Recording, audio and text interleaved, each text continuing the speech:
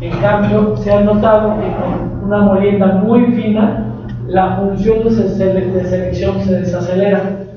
La molienda se hace más lenta por la presencia de partículas finas, impidiendo la molienda de partículas más gruesas. Entonces, un producto ya muy fino no lo podemos predecir. Tendremos que recalcular la nueva función de selección. En condiciones normales puede predecir cambios de la molienda. Por ejemplo, si yo hago esta prueba en el laboratorio, en un molino de laboratorio, determino alfas y las betas, lo que yo voy a tratar de hacer es que las condiciones, por ejemplo, de porcentaje de sólidos sean los más parecidos a los de planta. Si en el laboratorio, en el molino de planta opera 75% de sólidos, en el laboratorio haré esta prueba 55% de sólidos. Si en el planta utilizo un 35% de nivel de llenado, en el laboratorio usarlo a un 35% de nivel de llenado, para tratar de minimizar esas diferencias. ¿En el laboratorio podemos hacer un solo tamaño de bola? Deberíamos hacer un collar de bola, porque va a depender de eso. Por ejemplo, variación en la recarga también se refiere a eso. O sea, si yo estoy recargando bola de 3 pulgadas y de repente empiezo a recargar de 3 y de 1 para moler más fino, eso no lo puedo yo simular y anticipar porque me cambia la función. Yo tendría en el laboratorio también que hacer un collar. De ahí que Bond tenga un collar bien específico para su molino de Bond. Bien específico porque la molina cambia si yo tengo un molino de Bond. Y una de las pruebas para hacer la cinética de molienda es como un molino de este tipo, que lo tenemos ahí en la universidad.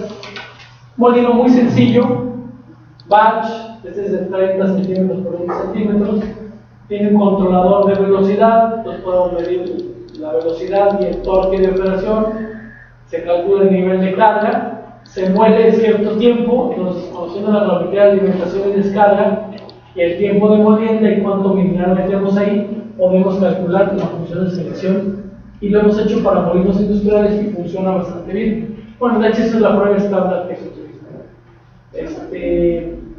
Utilizamos un collar de bolas. Sí. ¿Cuánto tiempo le damos una prueba? 5 minutos. 5 minutos. Algunos dicen que tienen que ser con un tamaño, esa es la molienda de un tamaño, y hay otra técnica para hacer eso, se mete el tamaño de un solo tamaño y se hace la cinética para un solo tamaño y de ahí se sacan todos los datos.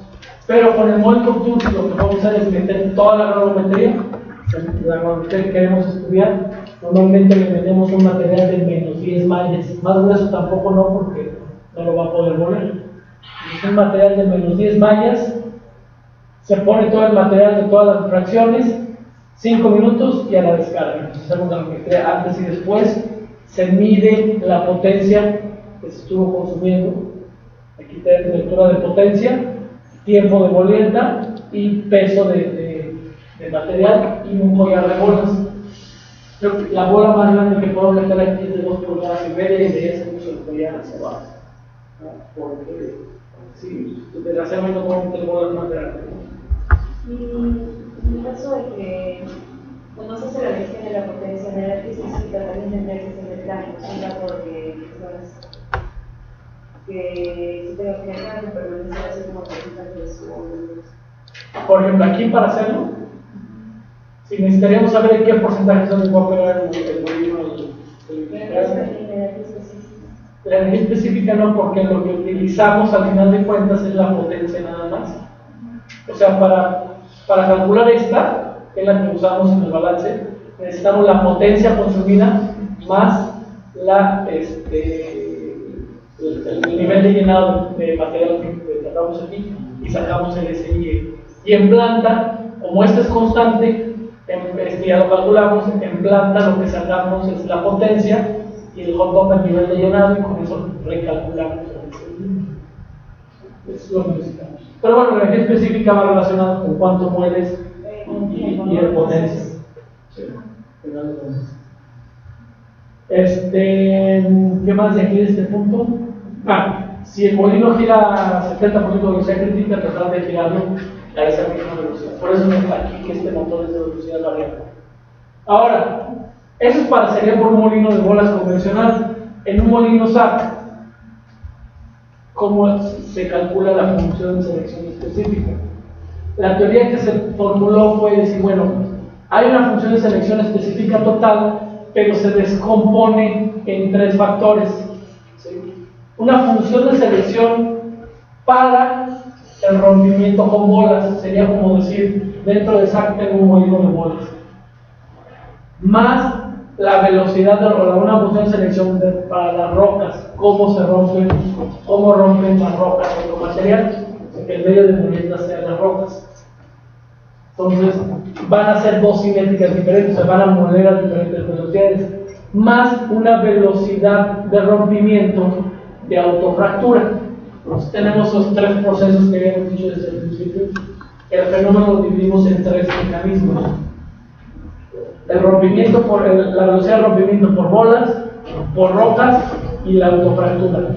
Y como desde el inicio pudimos calcular la energía, los kilowatt-hora, la potencia necesaria para cada uno de estos fenómenos, al multiplicarlo podemos calcular la función de selección total de toda la carga. Y más o menos tendría esta forma. La función de selección descompuesta, vamos a decir, esta línea azul es la típica función de selección de un molino de bolas. Esa sería la velocidad de rompimiento con el molino de bolas. Si recuerdo, bueno, lo vimos ahí en la hoja del molino de bolas.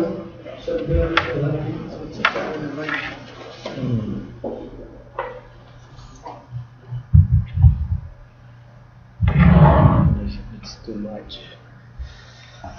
Yeah. Sí.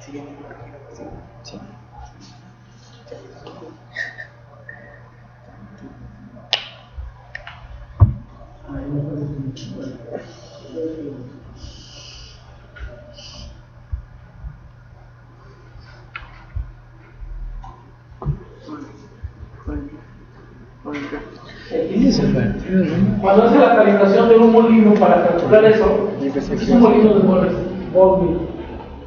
Aquí grafica la función de selección. Esta es la típica función de selección para rompimiento con bolas. O sea, donde los medios de molienda son únicamente bolas.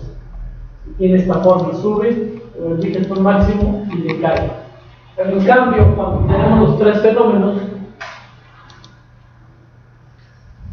de hecho esto es algo artificial, no es que realmente fue así, pero tratamos de separarlo, después lo sumamos. Aquí está, es el mismo comportamiento. Para el rompimiento de partículas, pero con rocas, exactamente lo mismo, pero si ven, la velocidad disminuye.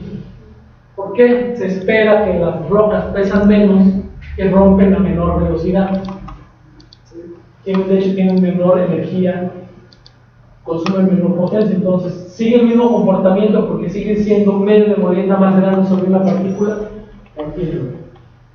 Y se asume que el autorrompimiento sigue si aquí es una manera lineal con respecto a la parte fina, se asume que el rompimiento de las partículas gruesas también sigue un comportamiento lineal. ¿Qué quiere decir? Que entre más grande sea la partícula, tiene más energía al subir hasta la parte más alta. Al caer, puede ella misma más fácil que se fracture que una partícula más pequeña, hasta un cierto límite. Aquí nos diría que estas partículas ya no se fracturan. Bueno, aquí está hasta el punto 0,1, pero si lleváramos más estas partículas, pues a algún punto llegaría hasta 0.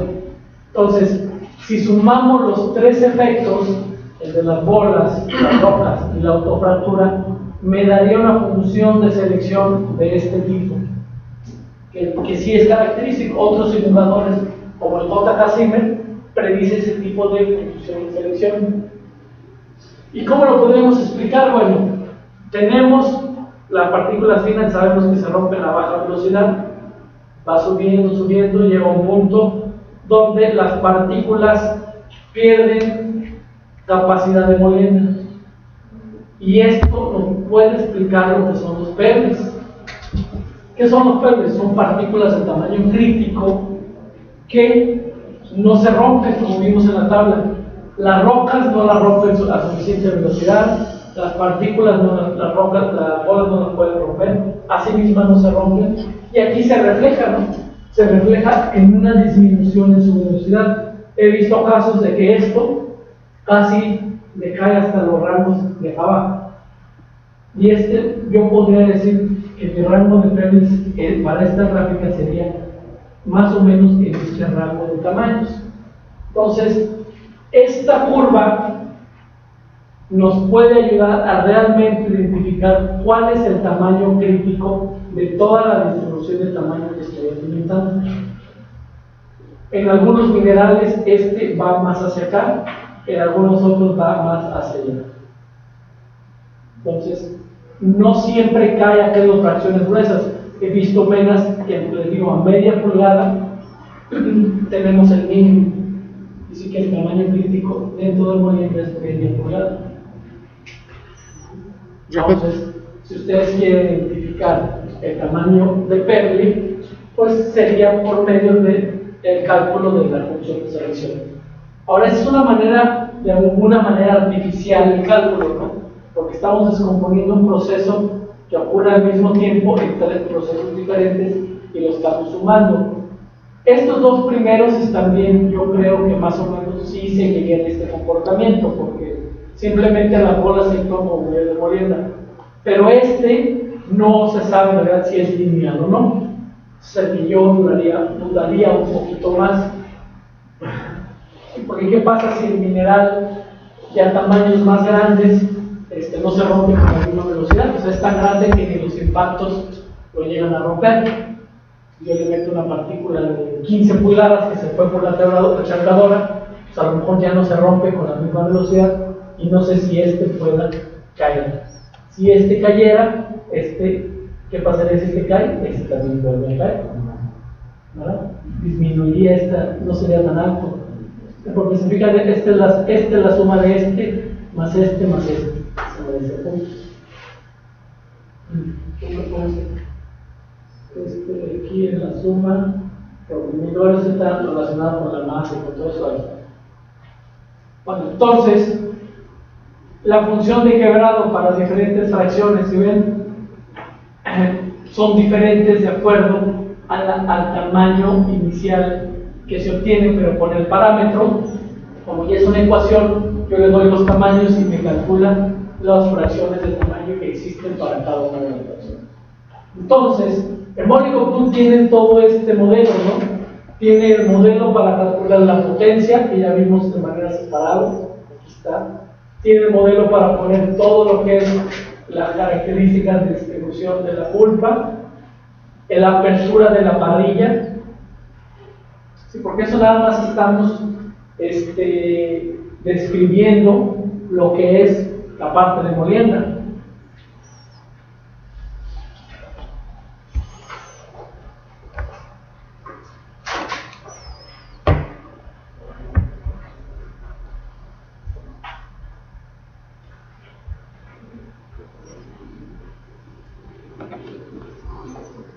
Aquí ya calculamos su función de selección y su función de quebrado. Pero ahora, ¿qué tanto de ese material va a pasar este segundo filtro, que es la parrilla? Pues aquí lo tiene. Tiene un modelo para describir el transporte de pulpa a través de la parrilla, ¿no? ¿De qué va a depender? Del área abierta. Es que no está aquí en esta hoja. Déjenme decir mejor la hoja.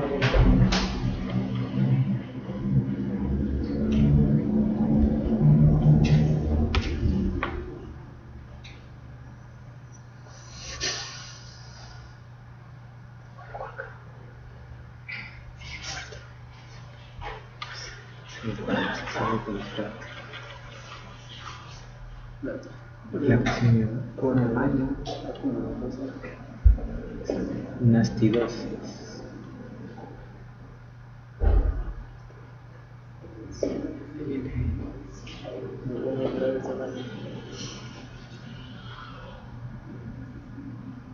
El va a depender de la eficiencia de clasificación.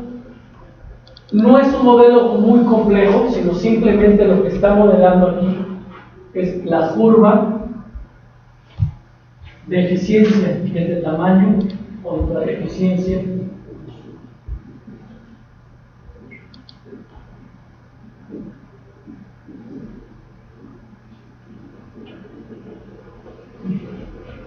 esa curva, que es la misma que utilizamos en el hidrociclón, me dice cuánto de este material pasa a través de la parrilla. Perdón, no, aquí se me hace, sí. ¿Cuánto de ese material se queda del otro lado de la parrilla en este caso? Por ejemplo, las partículas más gruesas pues, no van a pasar, quedan atoradas. Entre más pequeña la partícula va a ir saliendo, ¿no? Entonces hay un tamaño de corte que le llamamos el diámetro 50. ¿Por qué? Porque esta eficiencia está dada por una ecuación que ahorita se las pongo. Está dada por el tamaño de apertura de la parrilla, que tanto puede pasar la parrilla a través de los agujeros que tenemos. Y si calculamos esta curva de eficiencia, esto me dice para cada tamaño, de acuerdo al tamaño que me prediga aquí, como si aquí fuera la descarga, cuánto de ese tamaño, por ejemplo, de este tamaño, el 100% se quedaría dentro. De este tamaño, a lo mejor el 10% se queda dentro. De este tamaño, que es el tamaño corte, el 50% de las partículas que estén aquí van a pasar y el 50% se van a quedar. Entonces, así calcula cuál es la velocidad de transporte. ¿Cómo es la ecuación? Va a tener que ir en otra presentación porque no la puse aquí.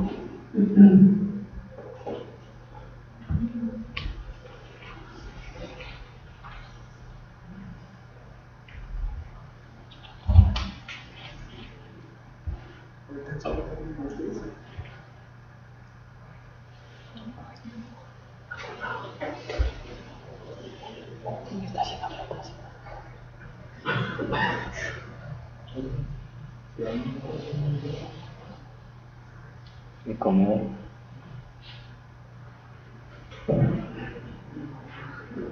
La eficiencia está dada por la eficiencia de transmisión 1 menos exponente de 0.693 del diámetro de la partícula entre el tamaño de corte elevado al está. Esa ecuación me describe esta clasificación. Entonces, si yo con molienda describo, ok, las partículas en promedio duraron 5 minutos, calcula cuál es la distribución después de 5 minutos, llega a la clasificación, calcula, pero ya tenemos calculado, de aquí nada más necesitamos el tamaño de corte corregido, ¿sí? Necesitamos la pendiente de clasificación. La pendiente de clasificación sería la pendiente de esa curva. Entonces, teniendo todos esos parámetros, yo puedo decir, esta es mi granulometría aquí a la entrada de la parrilla, aplico mi clasificación y digo, el 100% de estas partículas no salen, el 50% salen y el resto se quedan, duran más tiempo adentro. Estas, el 99% salen, pues solo el 10% van a dejar aquí y se van a remover. Y así, entonces van a depender mucho de cuántas partículas pueden salir, cuánto tiempo pueden salir. Entonces, aquí viene un problema. ¿Cuál va a ser la granulometría del interior?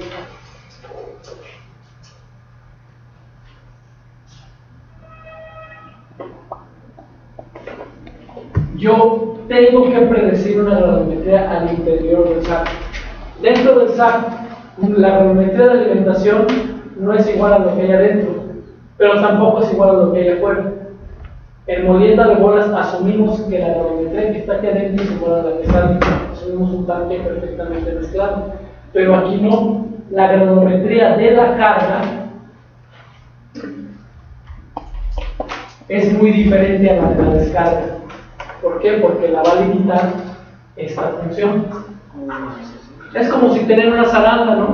Ya tenemos el material de la zaranda, una zaranda convencional, pues bueno, todo el material no grueso pues se retiene y se separa. El material grueso se queda arriba. Pero aquí no, entre más tiempo dure arriba de la zaranda, más probabilidades tiene de que pasen porque esas partículas se están reduciendo al mismo tiempo. Entonces, la granulometría dentro del molino habrá que calcularla. ¿Cómo la calculan? Bueno, o cómo la determinamos, hay varias maneras.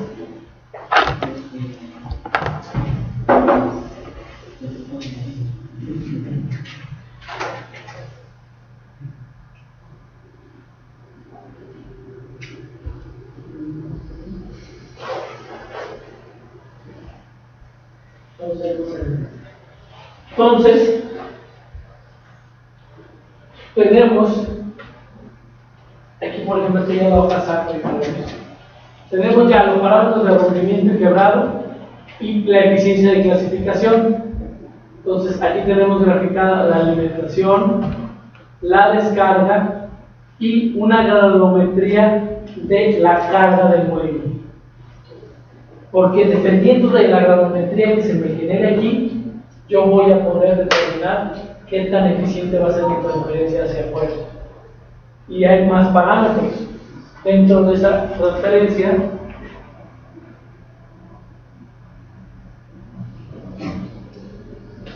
Aquí va a depender de qué apertura tenga mi parrilla y con qué velocidad salga la pulpa. Son factores. De hecho, aquí tiene unas notas que normalmente dejamos esto constante cuando no lo conocemos, sobre todo estas constantes, pero necesitamos conocer el número de elementos. Entre más elementos tenemos, más partículas van a salir. Entre más grandes sean los elementos, el área abierta va a aumentar. Bueno, entonces, ¿cómo calculamos la granulometría de carga si las necesitamos? Está muy complicado.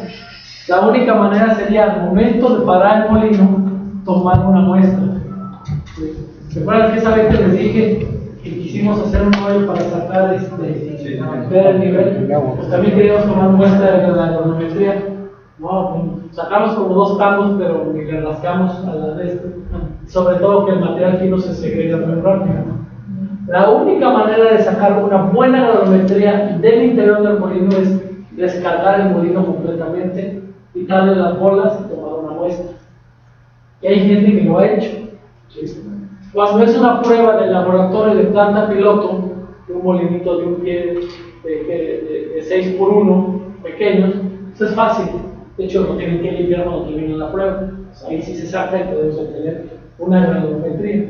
Entonces, sabiendo que esta muestra es muy difícil de tomar, nos da la opción de darla como dato, si la tenemos, o que de manera artificial la calcule.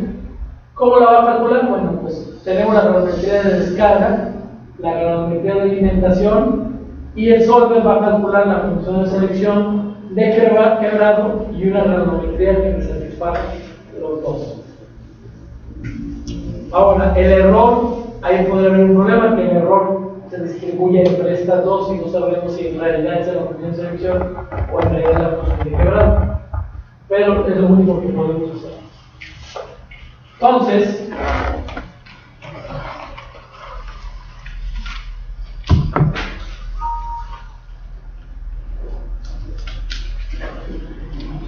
vamos a empezar haciendo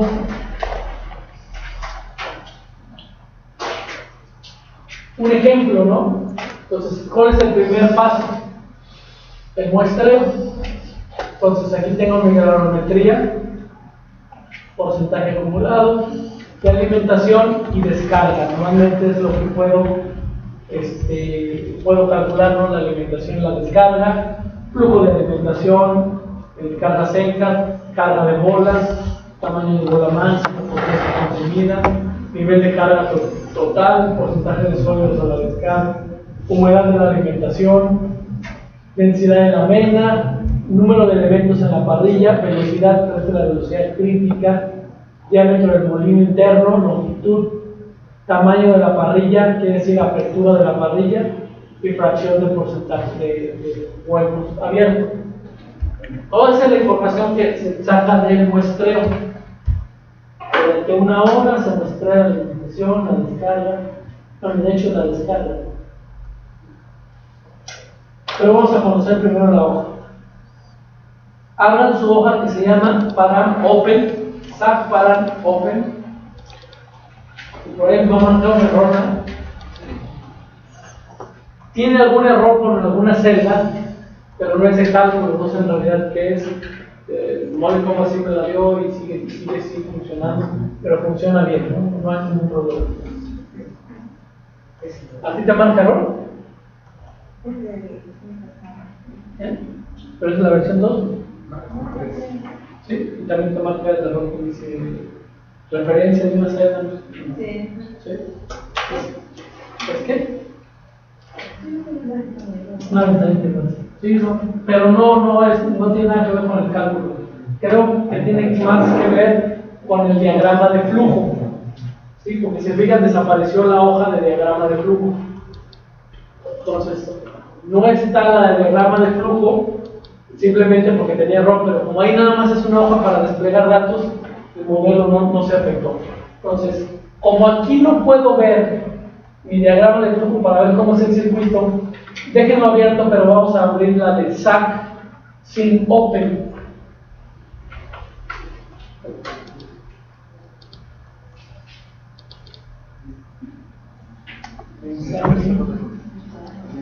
SAC sin Open. Fíjate, esa no tiene error.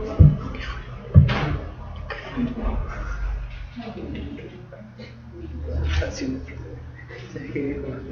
Eso no tiene fracción,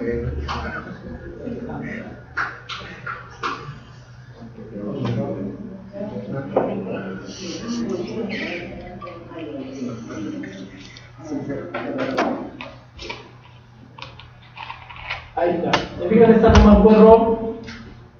¿Quién es la que tiene los puntos rojos? ¿Cómo? Nada más puse rojo. ¿Cómo punto rojo? Ahí está. Sí, igual manera tenemos, vamos a ver el flow sheet primero, y luego tenemos que ver aquí el flow sheet. El diagrama de flujo está de esta manera. Dice que entra el agua, sale los pinos y los pebbles se recirculan. Pero en realidad esto no es cierto. O sea, el circuito está así dibujado, pero la hoja hace otra cosa. ¿Y cómo sé? Porque al momento de que yo meto las granulometrías, lo único que me pide es la granulometría fresca y la granulometría de descarga. Si yo quisiera simular este circuito, ¿qué necesitaría también? La granulometría de los pebbles. Entonces, aunque así aparece, en realidad es un circuito abierto. A los pebbles los saca completamente. La granulometría de descarga lo que te pide es la granulometría total de descarga del SAC. Y ahora ese es un problema. ¿Qué granulometría sale del SAC? Es la suma de estos dos, ¿verdad? Antes de la clasificación. Pues la única manera es a través de un balance de masa determinar cuál es la granulometría, sumar estas dos corrientes en base al tonelaje y reconstruir la granulometría de descarga cuando no se puede muestrear la descarga directamente. Como les decía, si esto cae aquí en una zaranda y hay oportunidad de muestrear, pues es más fácil. Si no, habrá que tomar una muestra de los dos y con el tonelaje aquí y acá puedo sacar mi compósito y mi granulometría. Bueno, por el momento cerramos esta de simulación y vamos a mantener la de parámetros.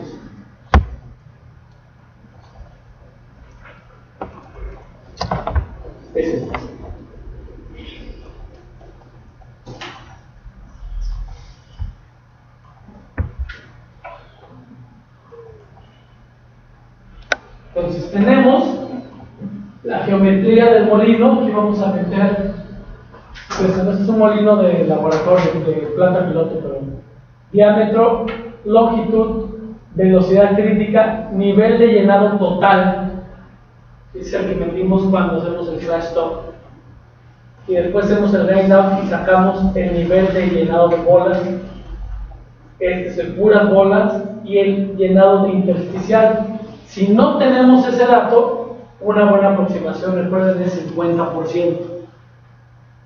Si ven ustedes que hay pulpa arriba, puede ser hasta 100, pero una buena inicial es 50%. 100% pérdidas, y aquí ponemos la potencia medida, y aquí nos va a dar un ángulo de levantamiento, cuando mucho, de 40 grados. 40 por ejemplo. Entonces, esta hoja también nos sirve para calibrar este ángulo de levantamiento que vamos a utilizar al momento de la simulación. Densidad del molino, porcentaje de sólidos en el ese también es lo que les decía, que a veces que no se puede muestrear. Pues habrá que calcular en base a la alimentación cuántos sólidos entran, cuánta agua traen los sólidos, qué humedad más bien, más el agua de dilución, en qué porcentaje de sólidos se tiene. Densidad del mineral, bien importante. Si en el molino de bolas era menos, bolas 2.8, bolas 3.1, aquí no, porque si ponemos un número que está muy lejos de lo que estamos procesando, va a tener más impacto por el peso de las rocas, donde por ejemplo aquí el peso de roca ya es como del 10%, o sea, el 10% son rocas. Entonces, es simplemente medir la densidad de ese mineral. Densidad de las bolas y humedad. Como les decía, aquí también estimarlo es difícil. Apertura de la parrilla, de lo que medimos. Si al momento de entrar al muestreo se mide la parrilla, de ser posible, y se saca un promedio. A lo mejor se agarra una de las placas, se mide 2, 3 y listo. Cuando no hay mucho tiempo, lo que hago es poner la cinta métrica, tomar una fotografía. Pues sí, están poniendo la cinta, tomar una fotografía. ¿Por qué la cinta métrica? Porque después ya veo la computadora y ahí puedo medir. Es una manera muy rápida de medir parámetros. Tamaño de pulpa máximo. Sí, top size. Este tamaño es donde ya podemos considerar que las partículas ya son parte de la pulpa. ¿A qué tamaño las partículas las arrastra el agua? Básicamente es eso. Generalmente ese es de un cuarto de pulgada. Ya un cuarto de pulgada ya es un tamaño de partícula que se alimenta al molino de bolas y ya lo consideramos parte de la pulpa. Entonces, si es una partícula muy densa, a lo mejor puede ser un octavo, pero digo, 2 octavos es un cuarto, ¿verdad? Un octavo. Pero normalmente aquí dejamos 12 milímetros. La apertura de la parrilla, generalmente, bueno, este es el laboratorio, normalmente es más grande.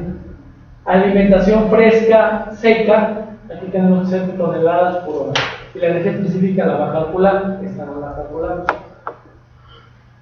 Igual, transporte, capacidad de transporte, qué tan rápido sacamos la pulpa. Ese es otro problema del modelo. El modelo está un poco débil en esta parte de describir cómo saca la pulpa del molino, porque no tiene muchos parámetros y básicamente se basa en estas constantes de aquí, constante de descarga. Pero lo único que podemos hacer es al menos darle el porcentaje de área abierta y número de elementos, o sea, cuántos huecos hay por placa.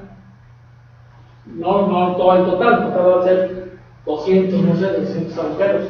Vea que cada levantador de pulpa tiene una placa, unos tienen 6, otros tienen 8, 12, 24, ahí va el número de elementos por parrilla.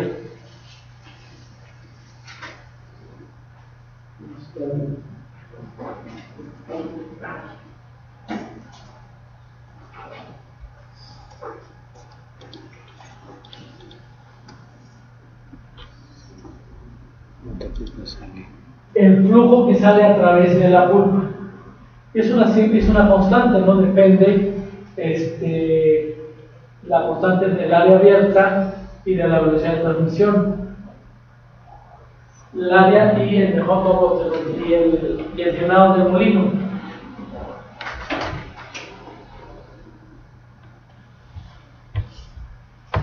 Todo es el llenado del molino. O sea que el flujo que sale de la pulpa depende del área abierta a través de la parrilla y de qué tanto tenga de pulpa el molino, qué tan lleno esté. Si el molino está más lleno, o simplemente por presión, va a descargar más rápido, se llena más rápido de demasiado de pulpa. No hay un dato que me diga, es que aquí tiene que ser 10, 100, 200. Si yo hago este número más pequeño, el transporte de pulpa es más lento. Si lo hago más grande, si lo aumento, lo hago más grande. Si no lo llego a cambiar, el ajuste de la clasificación en la parrilla se va a ajustar de manera artificial y va a tratar de describir cuánta pulpa sale, ¿no? Entonces, por eso les digo que todo este modelo depende de esta constante que no la podemos medir. Igual aquí, ¿sí? Esa constante, de ahí, de hecho, ahí viene, ¿sí conocen la realidad bar? ¿Sí? ¿Sí lo conocen, no? Me encuentro anterior vino y anda mucho de trabajo, mucho tiempo. Bueno, él recomienda estos valores como mínimo para el transporte de rocas y de pulpa. Probablemente no nos metemos con ese, y es porque es la parte difícil. Esta parte de aquí describe la descarga de la pulpa, pero no hay manera de medirlo en el modelo industrial. Lo dejamos, ustedes lo dejamos hasta el. Bueno, entonces vienen las soluciones de tamaño, miren las que necesitamos. Necesitamos la granulometría de la alimentación, también es todo otro caso cómo mantenerla, bueno, ya la calculan. La de la descarga experimental, si es que no tienen toda la descarga total, tendrán que muestrear Veble y descarga total, hacer el balance y obtener la granulometría de la descarga. Me va a calcular una granulometría de descarga ajustada, en teoría cuando el modelo está calibrado, todos tienen que ser iguales, y la granulometría experimental de la carga. Aquí, si yo la tengo, pues la tengo que meter aquí. Pero yo les dije que la mayoría de los casos no es fácil, más bien no podemos obtenerla. Y aquí tiene un mensajito por si se les olvida. Si no se conoce, si no lo llegan a tener, hay que poner toda la columna en 100, es decir, 0%, como si pusiéramos puros ceros la columna retenida. Esa es la granulometría. Les digo, era un molino de laboratorio, es de planta piloto, perdón, de un molino SAC chiquito, por si lo pudieron calcular, pero si no lo tienen, habrá que ponerle 100, y eso es bien importante, porque si le dejan esta, todo el cálculo va a estar en base a esta granulometría. Simplemente se le pone 100 a todo, y el solver se va a encargar de calcular una granulometría teórica, que puede ser que no sea real, pero es la que me va a pedir ajustar para poder ajustar el modelo.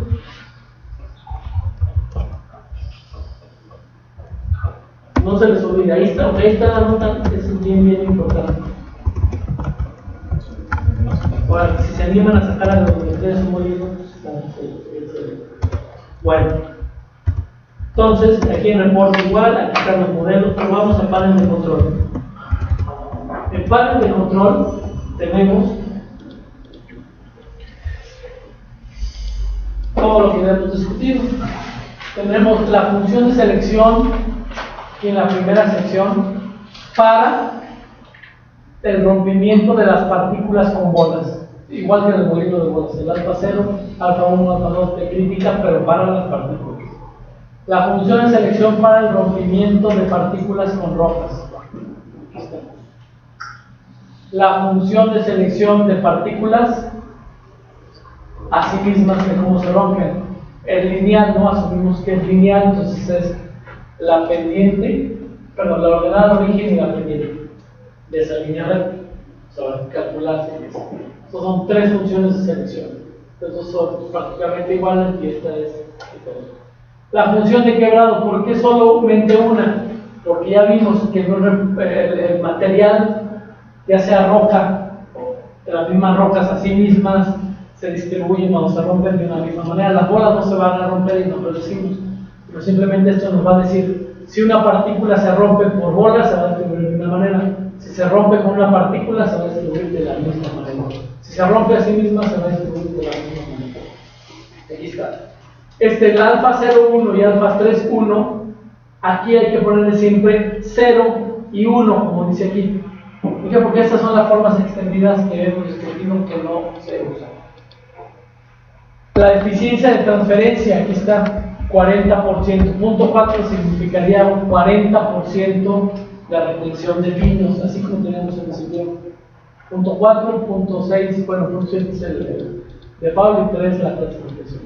Energía específica. El cálculo todo se basa en calcular la energía específica del molino, entonces se tiene que poner aquí punto 5.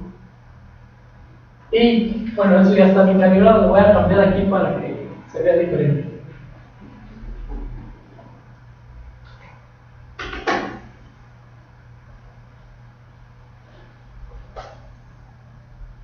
Ya, simplemente con la energía específica diferente ya me cambió. Entonces, ahora tengo yo dos funciones, tres funciones objetivo. Tengo la función objetivo para calcular la descarga del molino. Otra función es para calcular la carga del molino, porque puede ser un problema que tengamos que ajustarla. Y uno para ajustar todo. Entonces, cuando yo tengo la granulometría de la carga, que es este caso, por eso tengo un número aquí, yo simplemente le doy aquí resolver al overall. O sea, mi función objetivo es el overall. No aquí ni acá. Esa es mi función objetivo. Se le da aquí. Y ahí dice, para minimizar se utiliza el solver para resolver esta función objetivo, que es la combinación de estas dos funciones. Pero, ¿qué pasa cuando yo no tengo la distribución del tamaño de la carga? Vamos a ver qué pasa. Voy a irme, en este mismo caso le voy a poner 100 a todo.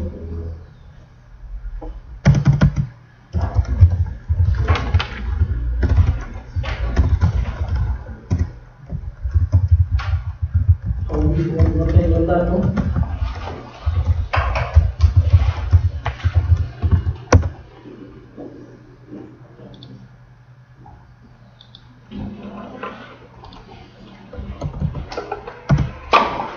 No sé si se habían fijado que aquí abajo había un 1 y un 1.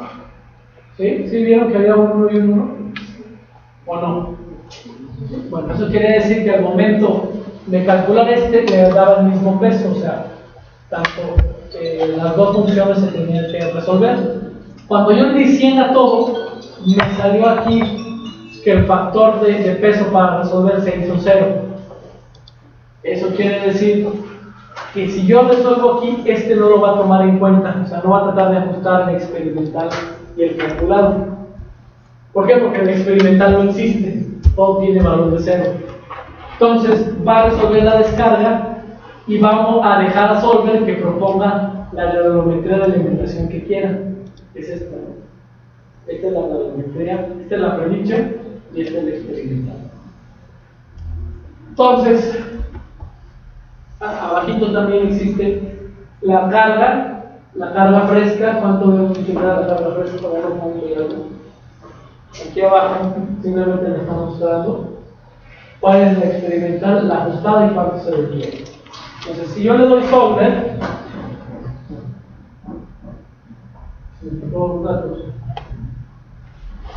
solver, y aquí está mi celda objetivo establecida, cambiando mis variables, pues aquí serían todas, ¿no? Estas dos, la función de quebrado, mi función de elección, mi función de quebrado, mi eficiencia, y aquí no se me olvide energía específica. Tenemos que seleccionar todo, absolutamente todo. Porque creo que ahí está borrado, entonces ya no lo podemos resolver.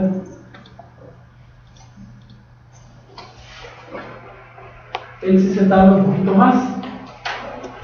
Ahorita que hagamos nuestro caso, vamos a hacer todo. 7 soluciones, 8 soluciones. Ya están empezando ahorita 3.55 y para como 0.04. No alcanzan a ver algunos, pero aquí está haciendo diferentes pruebas, minimizando esto.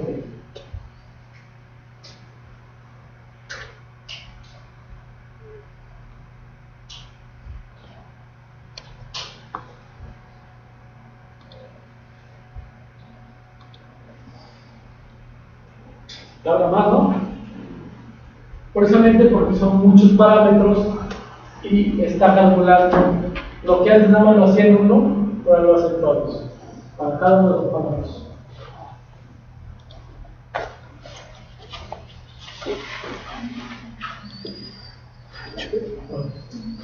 Entonces, se ve que cambió mi función de selección un poco. Y esta es mi graduometría de alimentación, pero me está prediciendo mi graduometría de descarga y alimentación. El problema es que cuando yo no tengo esta graduometría, pues sí tengo un factor de error, pero les digo, es muy difícil calcular. Así de sencillo se puede calcular.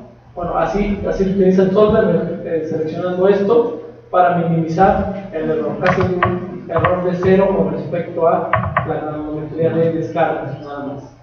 1.79.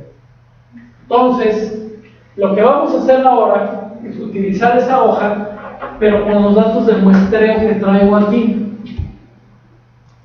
Este es un muestreo de una planta. Tomo esos datos y los tienen ustedes de la presentación de esa. Si no, se los paso de una vez.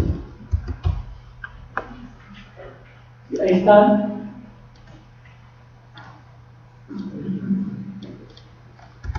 Entonces tengo la graduometría de todo, de la alimentación, de la descarga, pero no tengo la graduometría de lo que es la carga. ¿Noten? Estas son las condiciones de operación de cada uno de los puntos.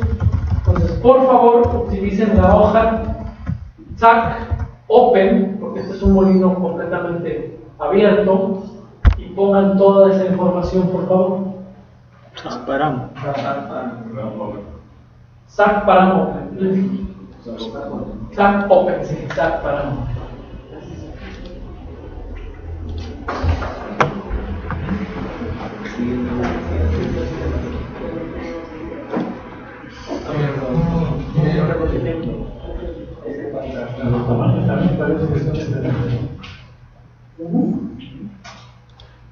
Empiezan en 304 milímetros.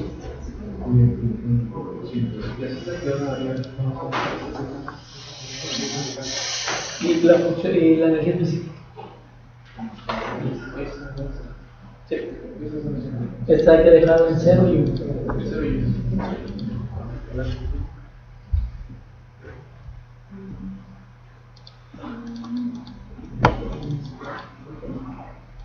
A ver, ahí a lo mejor van a tener un problema. Piensen en cómo le harían. Ah, caray. Ah, ya sé qué es. No, porque por ejemplo, partículas de 1 pulgada, la pulgo a otro lado y generalmente yo utilizo el tamaño máximo de la alimentación a moción de huevos, 1/4, media pulgada. Entonces, media pulgada generalmente es media pulgada.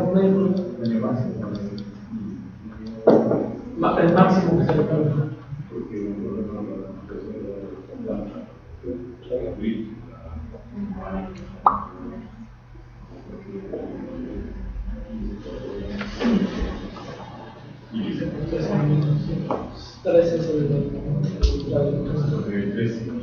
Sí, el tamaño mínimo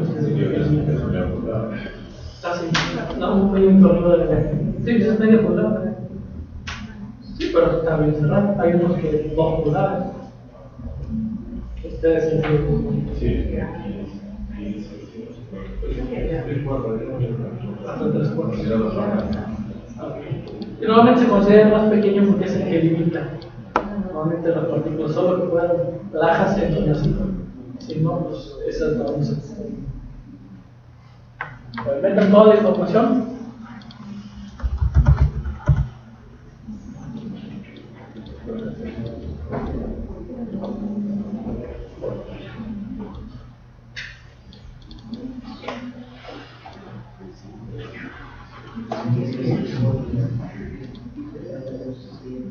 Se dejan saber 10 unos para luego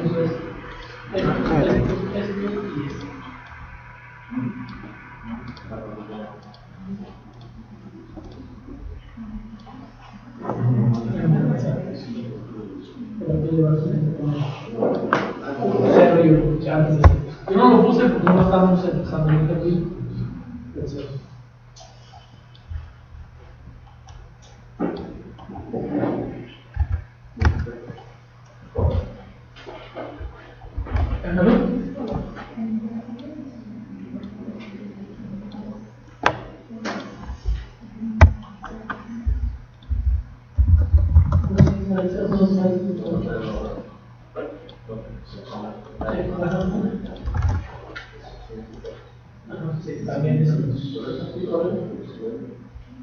Yo lo había puesto por segunda referencia.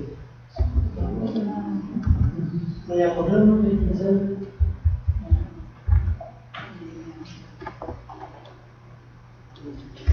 Este sí no va a ser cero porque la diferencia porque este cero es este, como este no se puede usar la computadora.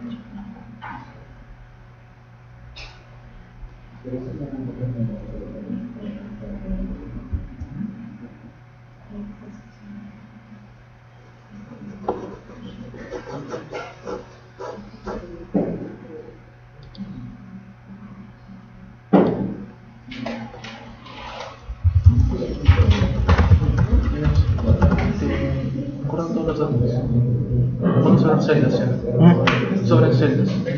Copien los que ponen nomás. Espera un ratito.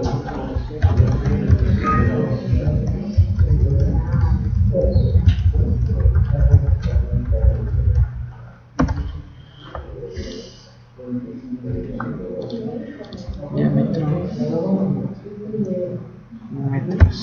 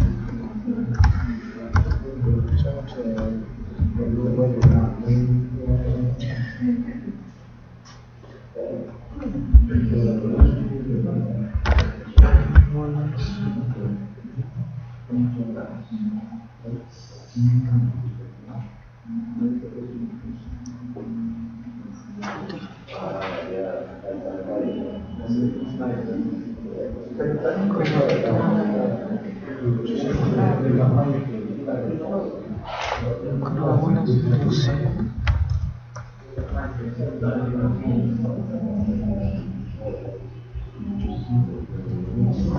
Carabolas.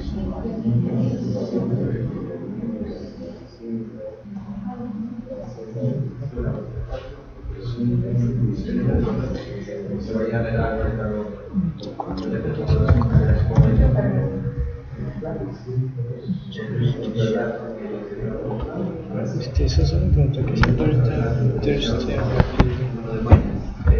intersticial. ¿Qué significa? ¿Cómo va ¿No se escucha eso? Intersticial. No, pero acá qué significa.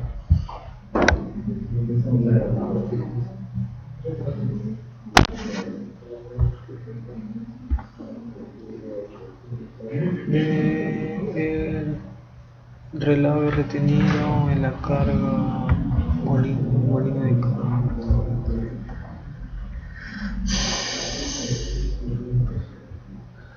Entonces son los descarga. 76, 76. Densidad 2.8. Número de metros de la parrilla 37. Área abierta.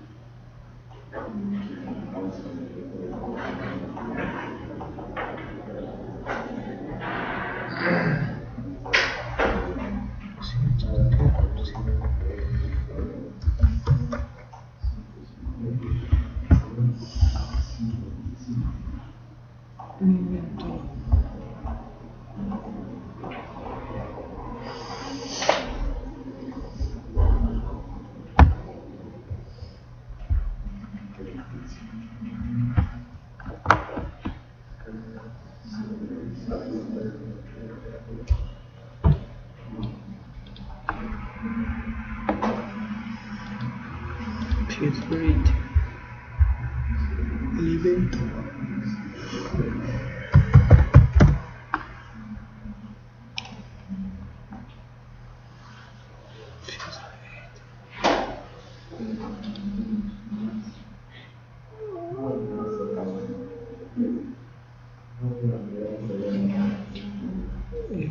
Más alto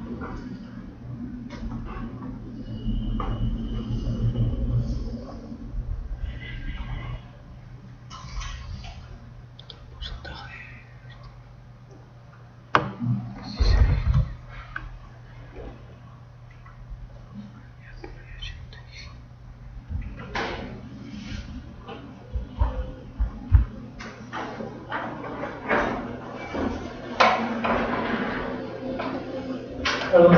¿Cómo van? ¿Sobran? Siempre generalmente faltan. Sobran.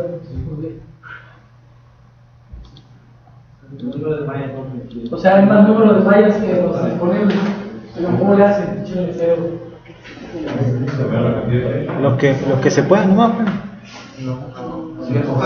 No, pero tómalo como 100 y luego sáquenlo. Bueno, por ejemplo, los finos es importante, los gruesos también. ¿Cuántas mallas les hacen falta? 3 más. 3 más, ¿no? 3, 4. 4. Habrá que eliminar 4. ¿Qué pasa si ustedes eliminan estos 4? Pues son los finos, ¿no? Sobre todo, por ejemplo, 3%, 14%. Entonces, lo que yo haría es eliminar de arriba, por ejemplo, tengo 300 milímetros, una de las restricciones arriba es que la de arriba es 300 milímetros. 254, 200, primero va de 50, luego 127, a lo mejor la de 127 la elimino. Y todo ese material lo sumo en la que sigue. 127 la elimino. Y luego, a ver, por 100, 76, 60, 50, 78. Bueno, a lo mejor la de 66 también le doy unas cosas, ¿no? Y así puedo eliminar algunas fracciones. ¿Verdad? De la distancia. ¿Sí? Hay unas intermedias que a lo mejor